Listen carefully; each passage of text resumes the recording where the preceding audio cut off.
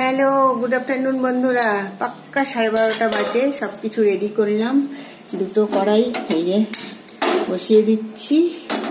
এবার হচ্ছে রান্নার জোগাড় করে নিয়েছি। এই যে আজকে তো বাজার থেকে এসছে কাতলা মাছ আর চিংড়ি মাছ, তো কাতলা মাছটা করব। নুন হলুদ মাখিয়ে রেখে দিয়েছি পটল দিয়ে আলু দিয়ে। তো আলুটা এখনো কাটা হয়নি। আর করব লাউয়ের ঘন্ট বানাবো। এই যে ইলিশ মাছের মাথা ছিল, তার সঙ্গে কটা চিংড়ি মাছও দিয়ে দেবো।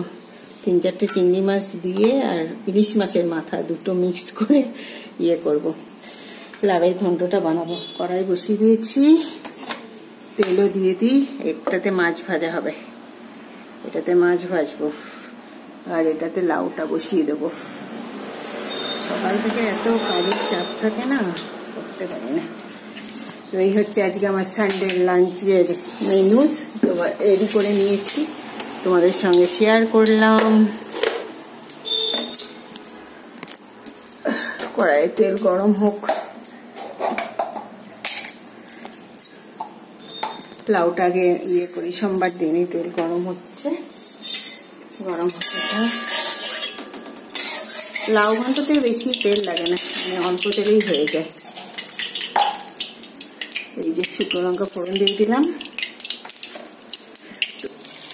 জিরে ফোড়ন দিয়ে দিলাম।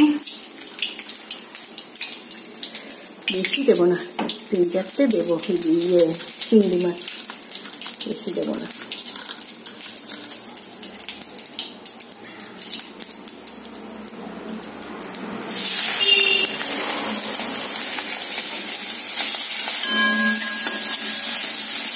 তো চলছে আমার রান্না। লাঞ্চ দুটোর মধ্যে কমপ্লিট করে ফেলবো।